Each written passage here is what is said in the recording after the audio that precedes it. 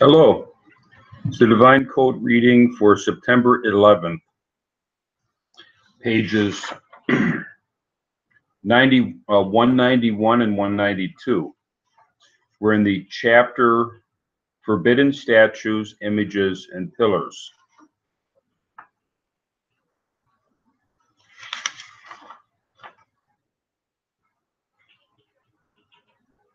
And we are continuing in topic 12. It is likewise forbidden to designate a special fixed stone to bow down on. See Leviticus 26:1. Although Gentiles were not warned about this as a separate commandment, this is actually another form of the permanent pillars that are forbidden for them. As Rambam explains in the Laws of Worship of Stars and Idols 6:6, and in Guide to the Perplexed, Volume 3, Chapter 45, page 379, there is one reason for prohibiting both things, a pillar and a prostration stone, because idol worshippers established them as an innovative status for their worship services. Also, there is another reason to forbid prostration stone. Eventually, people may come to bow down to the stone itself. See Ramban on Deuteronomy 16:22 and Sefer HaChinuch, Commandment 349. This is probably a basic logic for the prohibition of establishing a pillar, and reflected in the exclamation of Rambam, Sefer HaMitzvah's negative commandment 11, the prohibition of making a pillar so that people will congregate there and honor it, the pillar. This means that the pillar receives a status of holiness in the eyes of the common people, and some will then turn the pillar itself into an object of worship. So we have they're talking now about the prostration stone. That's a specific stone or a specific location that a person is to prostrate at. It's not really as a convenience, but the person might put a stone there as a convenience, but to designate that people are to prostrate at that specific stone becomes a problem. Just as having a pillar as a location, as a place where people congregate, becomes a problem, because we're not to designate a specific location and say this is where we are to do the worship, because people should be able to worship anywhere. That's the idea. God is everywhere. So we're not. Once we designate a specific location, then we're limiting God, and that's becomes that's a type of idolatry, is limiting God, and therefore the certain objects like a pillar or a prostration stone would be forbidden for that reason.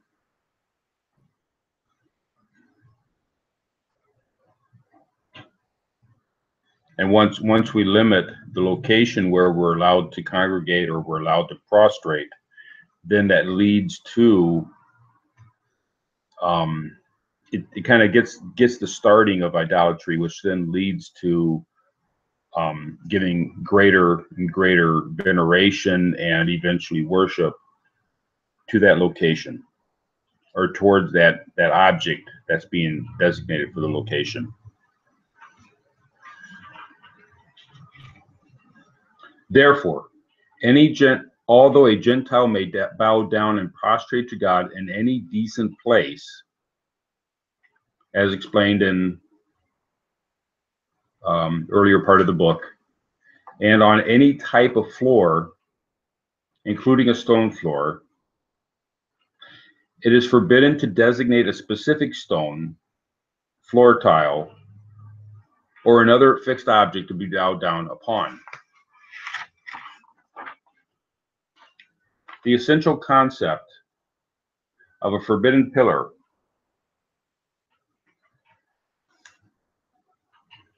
is that it is forbidden to establish an object for fixed and enduring use, as opposed to being a temporary marker. So if in a temporary sense we have a pillar or we have a designated stone, that could be allowed. You know, we might put a stone there just as because it's a muddy area or something, and the stone is a convenient place to bow. Or we might put a temporary marker up and say, okay, we're going to congregate over where this pole is, but then we take the pole down later so it doesn't become a regular thing. Because it's something that leads to idolatry. In and of itself, it's not idolatry, but it can lead to idolatry, and therefore, if it's temporary, then it would be okay.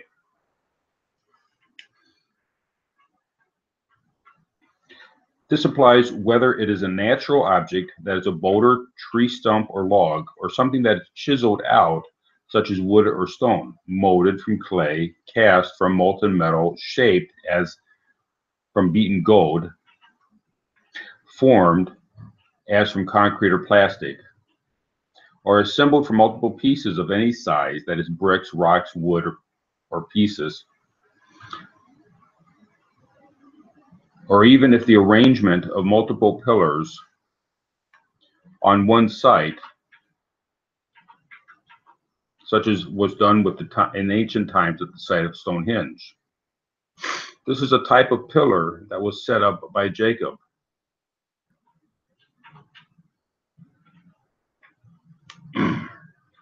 To designate a place for communal worship of God. Before pillars became forbidden, as it says in Genesis 28:18-22, he set it as a pillar, saying, "This stone that I have set as a pillar shall become a house of God." The simple meaning of the word for pillar in Hebrew, matseva, from the root word yatzva, yatziv, is something that is fixed, firm, and enduring. An example is the mound of witness stones built by Jacob and Laban, described in Genesis 52, that Jacob describes as a matseva. See Ramban Zafano on Genesis. Ramban on Genesis 31:18, Rashbam on Genesis 31:13, and Safano on Genesis 31:13 and Deuteronomy 16:22. So at the time of Jacob, it was allowed to make these. Later on, it became prohibited.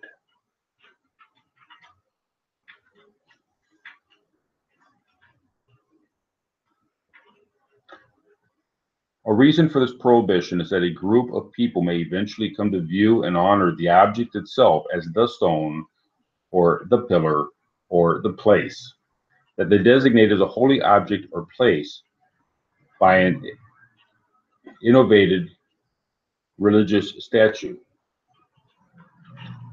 Furthermore, some may begin to worship the pillar itself. So the reason why it became forbidden is because over time people began to use these as worship, and it took some time. It became something where, because it's designated as a location, it became more and more honored, and that led to worship. Despite the fact that Jacob set up a pillar for service to God, Genesis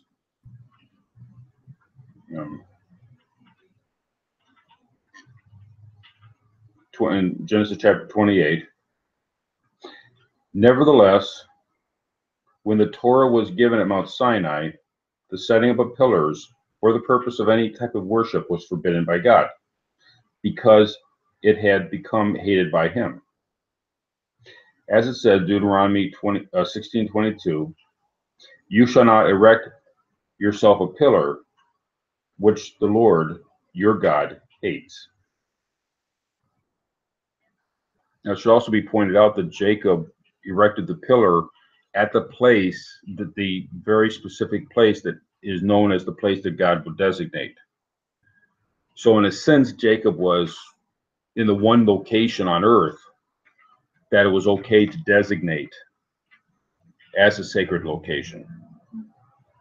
He just happened to be at that one location when he lifted the pillar up and said, this is the house of God.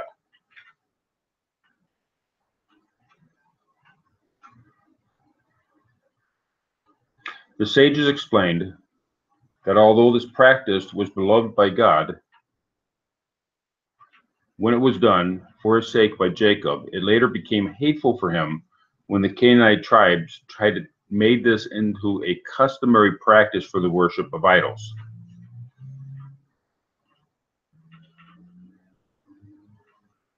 And that's Rashi on Deuteronomy 16:22. Topic number 13. A Gentile who makes statues or images of idols for either worship or decoration,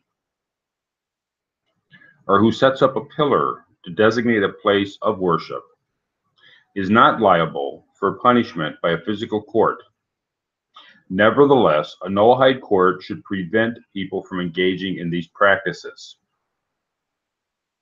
The Rambam, The Laws of Kings 9:2. So this lets us know something about the laws of courts that'll be in a later edition of the Divine Code. The courts are to go beyond the bare bones 7. This is not an area, this entire chapter on statues, pillars, and for forbidden things of this nature is not directly part of the 7, because it doesn't directly involve idol worship. It indirectly involves idol worship, but it doesn't directly involve it. And therefore, the court would not have a prescribed punishment for it, prescribed from the Torah. Nevertheless, the courts should involve themselves in things that are benefit for the community. And it would be beneficial to the community not to have these things. And therefore, the courts should prevent, just like courts today have, governments today have building code regulations and that to make sure that buildings are built properly. So they can also have regulations that say you're regulated in what you're allowed to do and how you can do things and all that as far as images and such. Thank you.